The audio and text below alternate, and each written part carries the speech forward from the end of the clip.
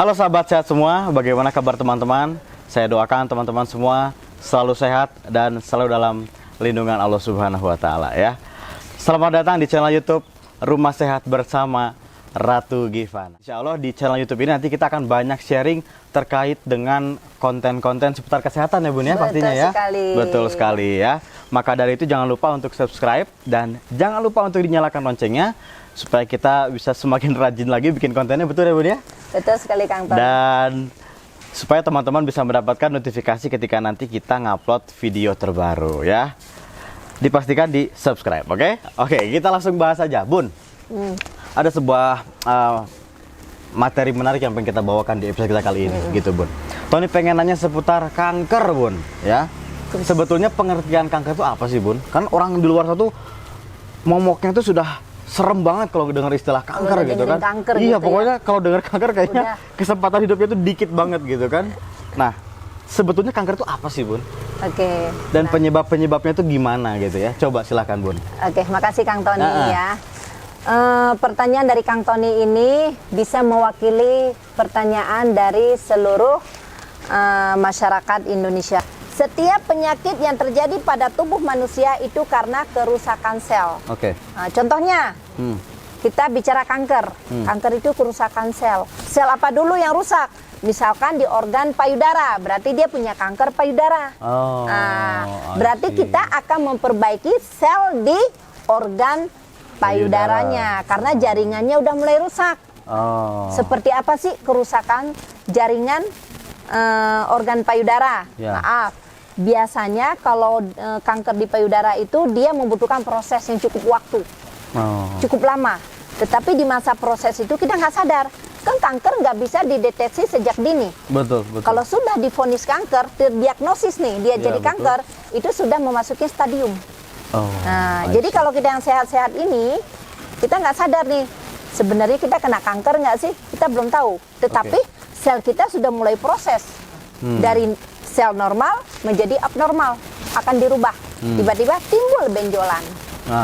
Setelah timbul benjolan, baru bisa diidentifikasi bahwa kita ini kena kanker gitu Bun. Biasanya kalau begitu diraba kok ada benjolan, karena kadang-kadang benjolan ini nggak semua sakit loh. Kadang-kadang dia punya benjolan nggak punya keluhan. Kadang-kadang dia benjolannya sudah cukup besar baru ada keluhan.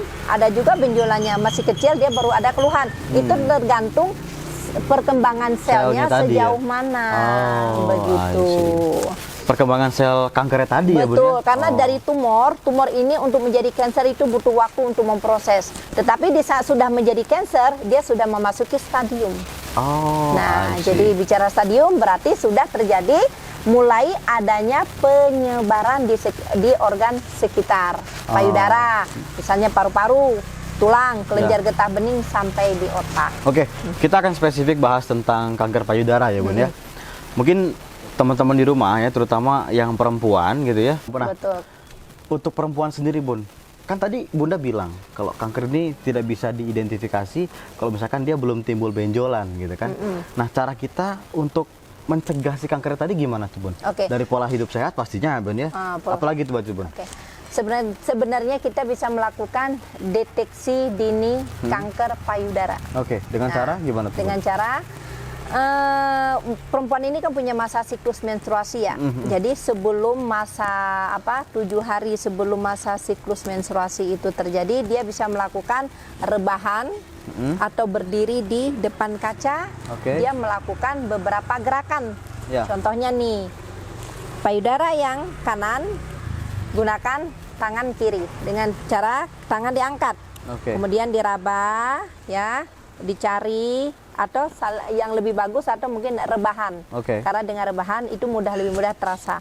Nah, bila ada terasa terdapat benjolan ataupun di saat melakukan penekanan dia terasa nyeri dan sakit, itu segera lakukan pemeriksaan secepat mungkin ke dokter.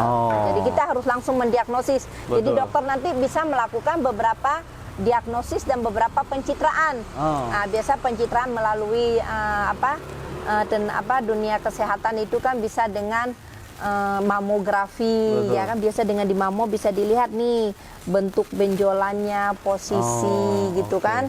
Kemudian ukurannya, Itu biasanya sih lebih detail ya, atau mungkin dengan USG lah. Mungkin kalau nggak mau dengan di Mamo, mungkin kalau di Mamo sakit atau gimana, itu tergantung pada orangnya, individunya masing-masing.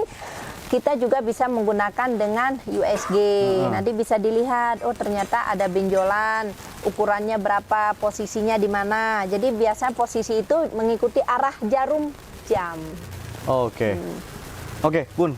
Kalau Tony pernah dengar gini, Bun. Katanya kalau kita sering meremas payudara untuk perempuan gitu ya, itu bisa mencegah kanker. Betul nggak itu, Bun? Kayaknya bukan diremas deh, Bang. Bukan diremas ya? Ini biar gak salah persepsi itu, teman-teman. Salah persepsi ini. Meremas yang betul adalah mungkin si wanitanya ini sendiri meraba untuk mendeteksi dini kanker payudara. Nah, tetapi cara sehat untuk wanita agar terhindar dari kanker payudara adalah bukan dia cara tolong diremas biar saya nggak kena kanker payudara. Itu salah, itu hoax. Ya, yang betul gini. Saya jelaskan dulu sedikit tentang kanker atau tumor payudara. Yang sering hinggap, memang hinggapnya pada kaum wanita. Umur 14 tahun atau memasuki masa produktif nih, saat kita sudah mulai menstruasi, berarti dinamakan masa produktif. Itu resiko kanker payudara sudah terjadi. Ingat, makanya sekarang banyak kan usia 14 tahun, 15 tahun, 20 tahun, anak gadis belum menikah sudah adanya benjolan di payudara. Nah, itu karena apa? Karena pola makan.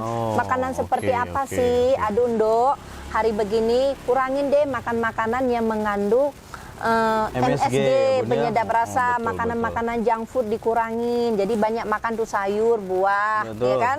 Kemudian sering kan makan apa sih kayak stik-stik itu yang dibakar ya. Kalau makan stik tuh bakarnya tuh yang mateng, yang tingkat kematangannya yang sempurna, betul. Jangan dibakar setengah mateng, ya kan?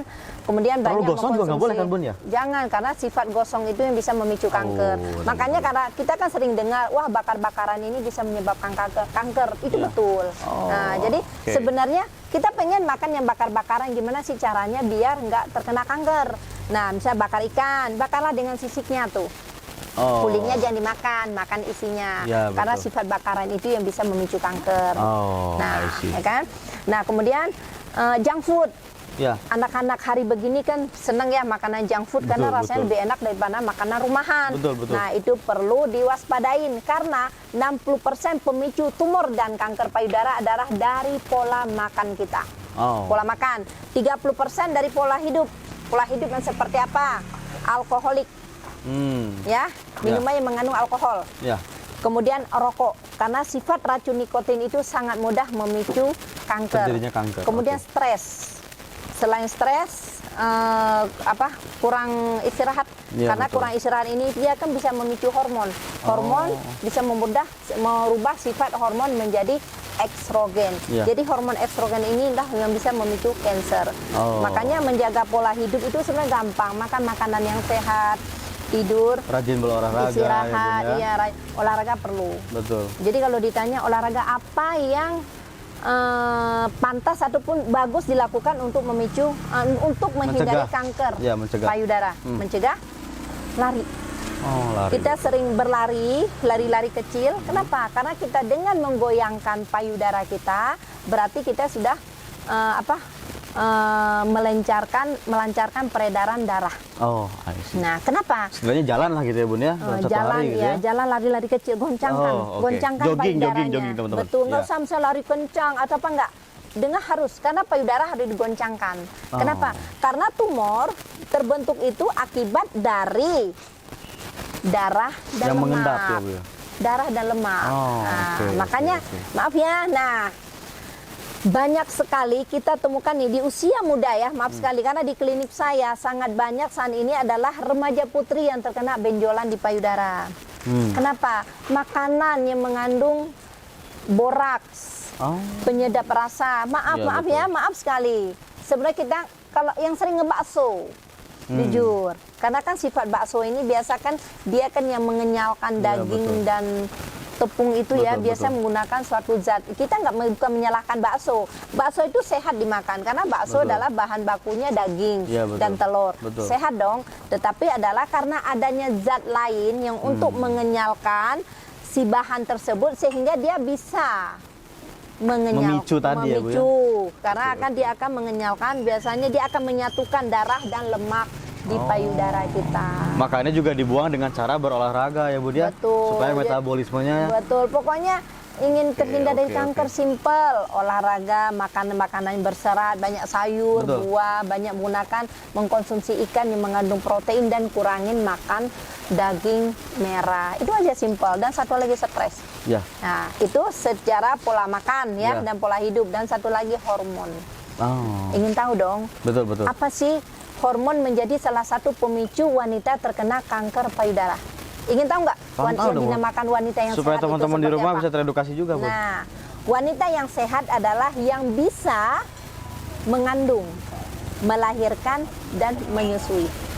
Sesuai dengan fitrahnya ya, Bu. Ingat, ya. Jadi kalau Anda tanya apa sih ingin jadi wanita yang sehat dan ingin terbebas dari kanker payudara, berarti Anda harus mengandung. Kalau Anda mengandung berarti Anda melahirkan. Di saat Anda melahirkan berarti akan maaf ya, kalau kita melahirkan itu kan darah kotor dari tubuh kita betul. itu Keluarkan, ya, Bu, keluar. Satu. Yang kedua, Anda akan menyusui. Dengan menyusui, resiko terkena kanker payudara itu lebih kecil. Oh. Ya, jadi salah satu wanita yang menyusui adalah dia resiko terkena kanker payudara lebih kecil. Betul. Nah, sampai kapan wanita harus menyusui? Wanita kan punya masa untuk Betul, menyusui. betul. Mungkin memasuki usia 40 tahun dia sudah tidak menyusui Ya, lagi. betul. Di mana buah hatinya atau putra-putrinya Sudah sudah pada besar. gede-gede, betul. Nah, tetapi kan kita bilang tagline-nya adalah wanita yang menyusui dia akan sehat. Betul. Nah, masih ada yang bisa disusuin. Bapaknya, Bu. Betul sekali. Ini bukan hal yang baku lagi loh. betul, Dengan menyusui bapaknya kita akan mempunyai payudara yang sehat. Betul. Karena saat kita menyusui bapaknya itu kan kita sudah nggak ada reproduksi air susu ya. Iya, betul. Karena reproduksi air susu itu ada di saat kita mengandung dan melahirkan. Betul. Jadi bila si buah hati ini sudah besar, itu reproduksi air Otomatis susu sudah berhenti tidak ada. ya, Bunda, ya. Akan tetapi kita membutuhkan. Nah, jadi payudara ini kan perlu relaksasi. Rangsangan ya, Bu, ya? Betul sekali. Maaf Oke. ya, mungkin dari saraf, Betul, ya kan? betul, Ya, betul. maksudnya apa? Biasa kan karena kita nggak menyusui lagi, biasakan sarafnya tegang atau Betul, apa betul, ya kan? Karena jangan salah, dengan maaf ya, kalau payudara kita itu memang biasa disusuin oleh bapaknya, itu memang itu akan mempengaruhi ke hormon kita, Oh. kemudian ke saraf. Makanya kita kan lebih tenang. Jadi kalau orang bilang kalau kita disusuin sama bapaknya usia kita lebih panjang, itu betul loh. Betul. Biasanya yang punya kanker payudara dia harus konsumsi obat diabetes, dia harus konsumsi obat jantung. Sedangkan Anda kena kanker payudara itu kerusakan sel. Anda kena jantung juga karena kerusakan sel di organ jantung Anda. Bahkan juga Anda kena diabetes itu karena kerusakan sel di pankreas Anda. Betul. Sedangkan cara yang tepat kan perbaiki sel Anda. Betul. Berarti apakah Anda harus minum obat kanker, obat jantung, dan obat diabetes? Oh, Tidak. mending hulunya aja Nah, diperbaiki karena ya. RD cell adalah betul. peptide stem cell yang bisa memperbaiki semua kerusakan sel di organ tubuh Anda. Apapun itu dan sakit apapun yang terjadi pada diri Anda, cara yang tepat adalah perbaiki sel tubuh Anda. Oke teman-teman, tadi kita sudah mendengar dari Bunda Ratu Givana bahwa peptide ini dia bisa membuat pertumbuhan sel baru ya untuk mencegah berbagai penyakit. Betul ya, Betul Bun ya? sekali. Oke teman-teman, mungkin cukup sekian perbincangan saya dengan Bunda Ratu Givana hari ini. Alhamdulillah kita sudah banyak mendapatkan ilmu ya, edukasi terkait dengan cancer, terutama cancer payudara. Mudah-mudahan teman-teman bisa mengambil kesimpulannya, dan yang pasti adalah harus mulai menjaga yang pertama pola makan. Betul ya, Bun ya? sekali. Jangan makan banyak MSG. Yang kedua adalah sering berolahraga, ketika berkeringat, metabolismenya jalan terus, pertumbuhan sel juga semakin bagus. Betul ya, Bunda? Betul sekali. Oke teman-teman, mungkin cukup sekian perbincangan saya hari ini bersama dengan Bunda Ratu Givana. Jangan lupa teman-teman subscribe ya, dinyalakan loncengnya ya, supaya teman-teman bisa mendapatkan notifikasi ketika kita upload video terbaru. Saya dan Bunda Ratu Givana ya, pamit undur diri. Terima kasih. Assalamualaikum warahmatullahi wabarakatuh.